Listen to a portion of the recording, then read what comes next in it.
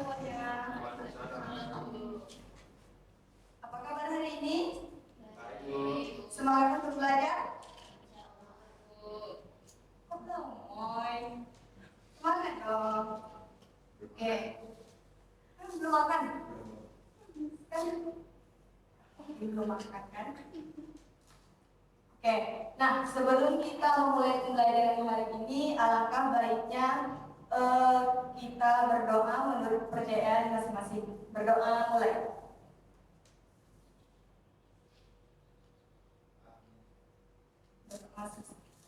Oke. Nah, sebelumnya Ibu absensi dulu ya. Ada yang tidak hadir nggak hari ini? Ada semua, Bu. Oke, alhamdulillah ya hadir semua. Nah, di pembelajaran kita hari ini kan pertemuan pertama nih dalam belajar sama Ibu. Ada yang sudah kenal sama Ibu? Belum, Bu. Belum. Baik, Ibu perkenalkan dulu ya. Perkenalkan, nama Ibu Solehanto Lisa. Biasa guru-guru yang lain panggil Ibu Ica. Jadi Ibu Ica. Oke? Ibu. Nah, Ibu harap dalam pembelajaran Ibu nanti anak-anak semua antusias dalam pembelajaran hari ini ya, aktif bertanya, aktif menjawab dan lain sebagainya. Oke? Baik, Bu. Oke. Nah, nanti di pembelajaran Ibu juga Ibu akan menilai dari keaktifan kalian. Nanti Ibu akan memberikan tugas kelompok atau diskusi kelompok dan juga nanti akan diberikan tugas untuk di rumah. Nah, sebelum kita mulai pembelajaran, Ibu ada briefing dulu nih, biar anak-anak Ibu semangat untuk mengikuti pembelajaran kita hari ini. Nah, briefingnya itu tepuk, buka, tutup. Ada yang tahu? Tahu. Oke, Ibu contohin ya. Kayak gini.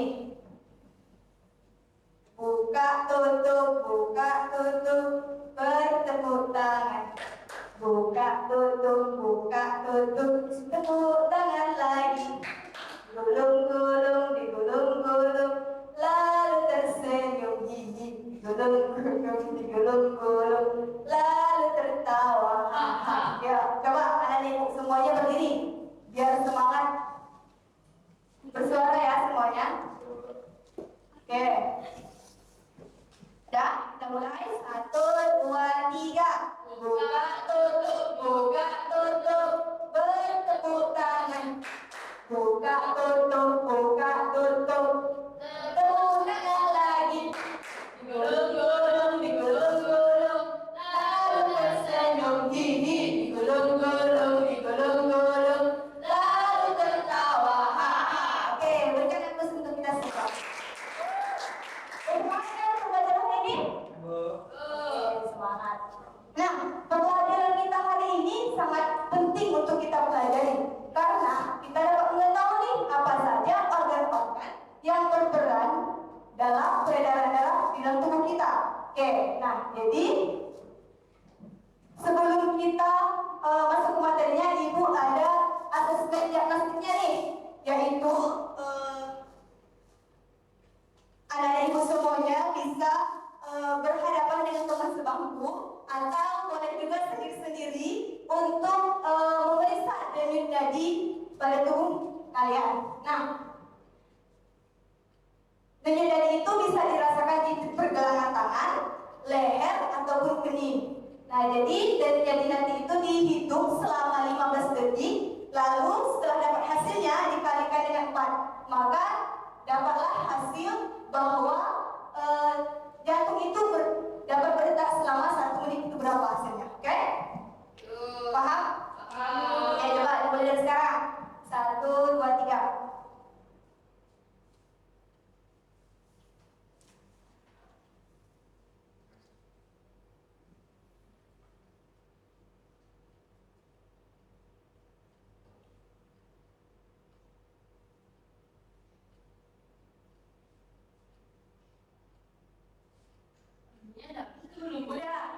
Udah dapat? Berapa dapatnya? Saya 80, Bu. 20 dikali 4. Oke, dapat 20 detak. 5 dikali 4. 100. Ada yang lain? Ada, Bu. Berapa?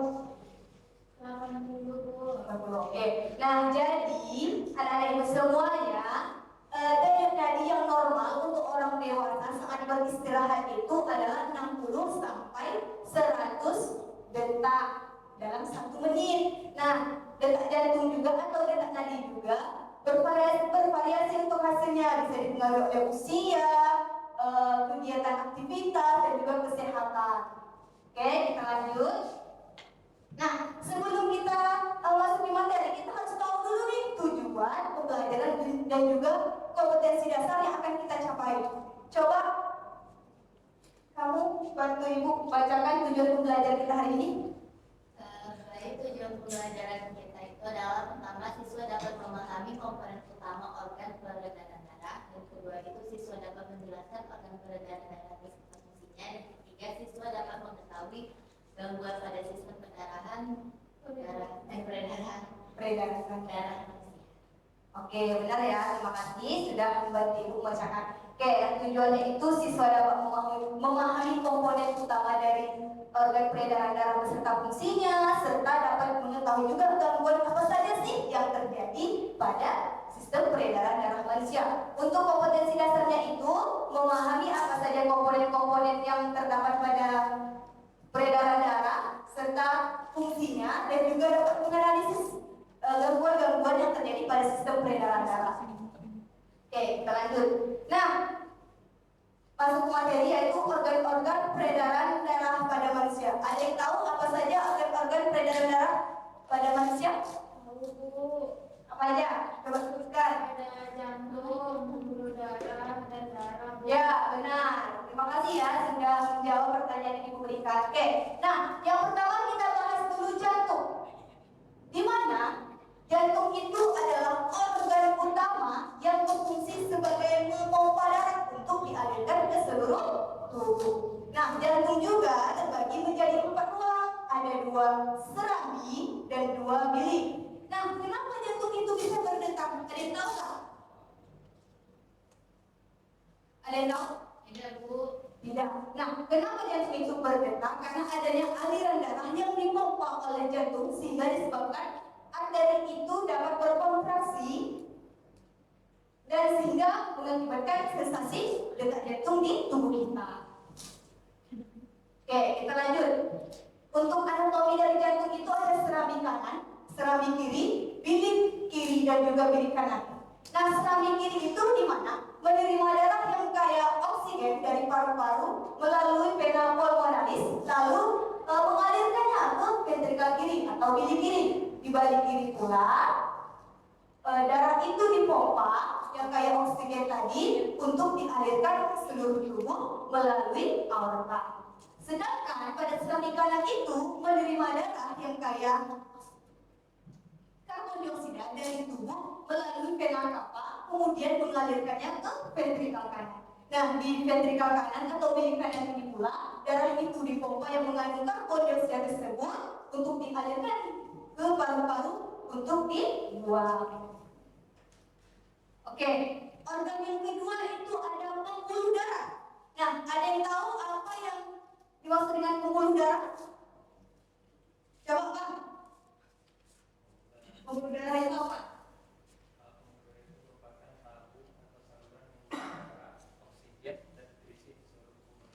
Oke, benar ya. Jadi pembuluh darah itu adalah tabung atau saluran yang membawa darah, oksigen ataupun nutrisi yang dialirkan untuk seluruh tubuh. Nah, pembuluh darah juga terbagi menjadi 3. Ada pembuluh darah nadi atau arteri, pembuluh darah balik atau vena, dan juga pembuluh kapiler. Adapun pembuluh darah arteri itu adalah mengangkut darah yang kaya oksigen dari jantung untuk dialirkan ke seluruh tubuh. Sedangkan pembuluh darah vena itu adalah pembuluh darah yang mengembalikan darah atau darah yang sudah kita gunakan nih dari jaringan dan organ menuju ke jantung. Sedangkan kapiler itu adalah tempat pertukaran oksigen baik karbon dioksida, nutrisi, limbah, dan antara darah dan jaringan tubuh. Oke, organ yang ketiga yaitu ada darah. Nah, di mana darah ini adalah cairan khusus yang sebagian besar itu terdapat di dalam pembuluh darah kita. darah juga memiliki 4 komponen. Ada sel darah merah, sel darah putih, trombosit, dan plasma darah.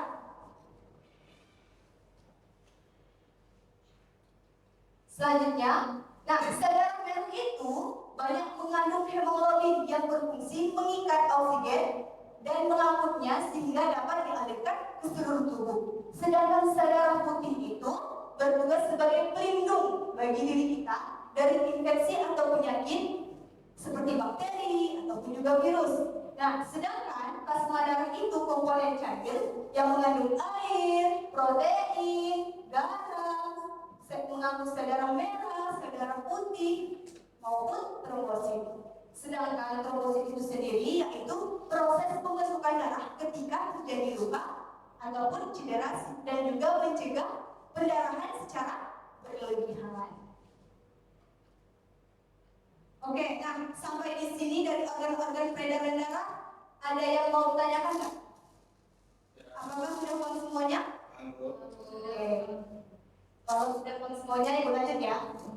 Materi kedua itu ada gangguan-gangguan yang berkaitan dengan sistem peredaran darah.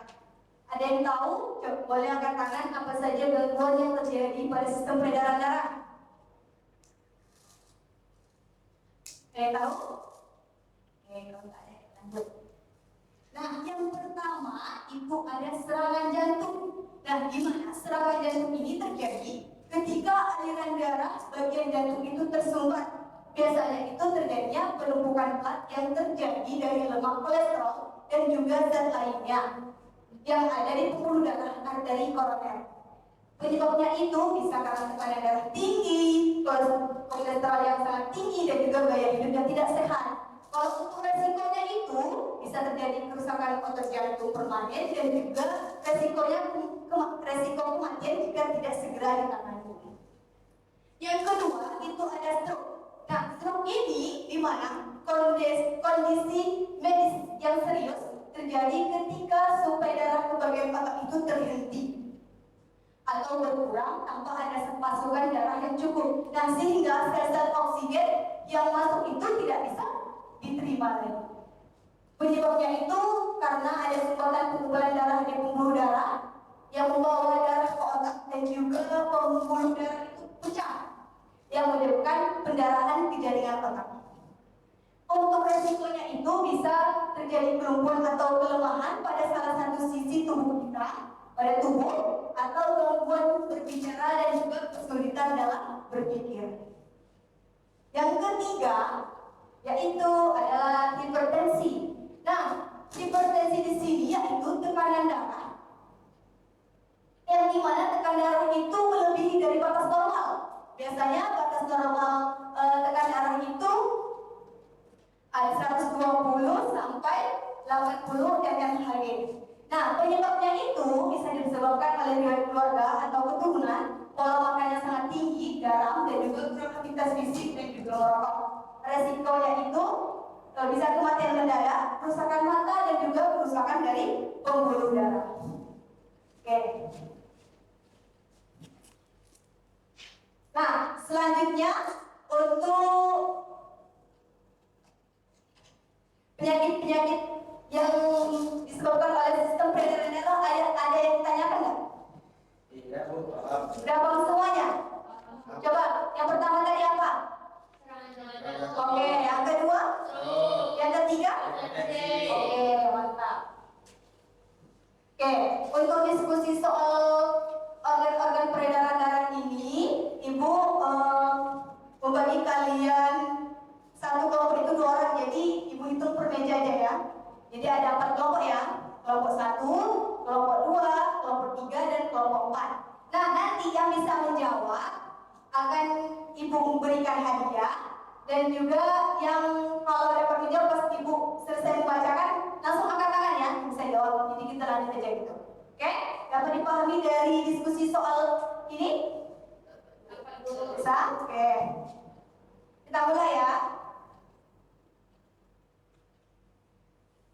Kelompoknya yang mana? 1, 2, 3, 4. Oke, jadi itunya bermeja ya satu kelompoknya. Oke.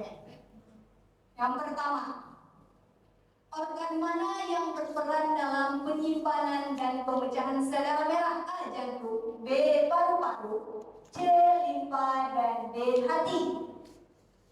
Oke, kelompok B. Oke, benar atau salah ya?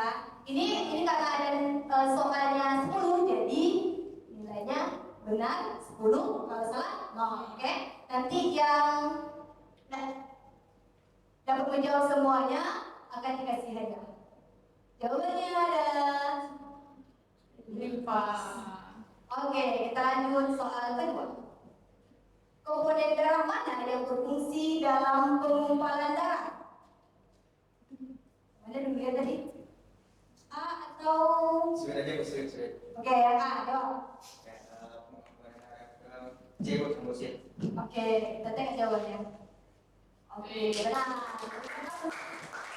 Soal nomor 3. Apa yang terjadi pada darah saat melewati kapiller? A. Darah kehilangan karbon dioksida, B. Darah mengumpulkan oksigen, C. Nutrisi diserap ke dalam jaringan, D. Semua jawaban benar. Oke, yang kelompok D. D, semua jawaban benar. Si. Benar ya. Selanjutnya, apa yang menyebabkan denyut nadi bergerak? A. Kontraksi otot jantung, B. Relaksasi otot jantung, C. Aliran darah dalam arteri, D. Aktivitas sistem saraf. Oke, kelompok C. A. Kontraksi otot jantung. Ya, benar. Apa yang terjadi pada darah ketika seseorang mengalami dehidrasi berat? A. Volume darah meningkat, B. Kadar elektrolit menurun, viskositas darah meningkat, jumlah sel darah merah menurun. Oke, A. B bu, ada berat menurun. Oke, jawabnya viskositas darah meningkat. Yang keenam, pada orang yang mengalami anemia, apa yang biasanya terjadi dengan kadar hemoglobin dalam darah? A. Kadar hemoglobin meningkat, B. Kadar hemoglobin menurun, C. Kadar hemoglobin normal, dan D. Kadar hemoglobin berfluktuasi. Oke, kelompok C. Kelompok C. B. B. Kadar hemoglobin menurun. Oke, benar. Yang ketujuh, apa yang terjadi pada jantung saat seseorang mengalami serangan jantung? A. Jantung berfungsi lebih efisien, B. Oksigen tidak cukup diterima oleh otot jantung, C. Jantung memompa darah lebih cepat, dan D. Jantung mengalami dilatasi. Soalnya dengan angkat tangan, Bu. Itu udah dari PPT, jadi kita baca. Iya, kan saya bilang tadi kan harus siapkan dulu pertanyaan dulu angkat tangan. Iya, tapi jangan ribut ya. Oke, karena tadi mau lihat yang kelompok D duluan ya. Setelah itu oke. Boleh kelompok D menjawab? C, jantung memompa darah lebih cepat. Oke. Ya. Jawabnya B yang sedikit dan itu diterima oleh otot jantung. Selanjutnya, apa fungsi utama dari arteri? A. Mengangkut darah dari jantung ke seluruh tubuh, B. Mengembalikan darah ke jantung, C. Mengatur suhu tubuh, dan D. Memproduksi sel darah. Oke, kelompok C. Tahu. Tengok. Nah, ini kan aku. Darah dari jantung ke seluruh tubuh. Selanjutnya, apa yang dimaksud dengan trombosit? A. Pembekuan darah yang berlebihan, B. Pembekuan darah di dalam pembuluh darah, C. Penurunan jumlah sel darah merah, dan D. Penyempitan pembuluh darah. Boleh kelompok A. Pembekuan darah di dalam pembuluh darah. Yang B ya jawabnya. Oke, kalian. Oke. Berapa poin kami ini? Saya 3, Bu. Ya, Sudah 3. 3. 3 juga. Belakang tadi 3. Soal terakhir, apa yang terjadi pada sistem peredaran darah pada saat seseorang mengalami shock? A. Peningkatan aliran darah ke seluruh tubuh, B. Penurunan tekanan darah dan aliran darah ke organ vital, C. Peningkatan denyut jantung yang berkelanjutan, D. Semua jawaban benar. Ada yang setuju? Oke, kelompok A. D bu, semua jawaban. Kemudian, nah kita lihat. Yeay. Akhirnya tuh. Sebelumnya tekanan darah dan aliran darah. Oke. Seru nggak diskusi soalnya? Soalnya susah bu, terlalu susah bu. Ya terlalu susah ya? Ya. Jawabnya minggu Bu.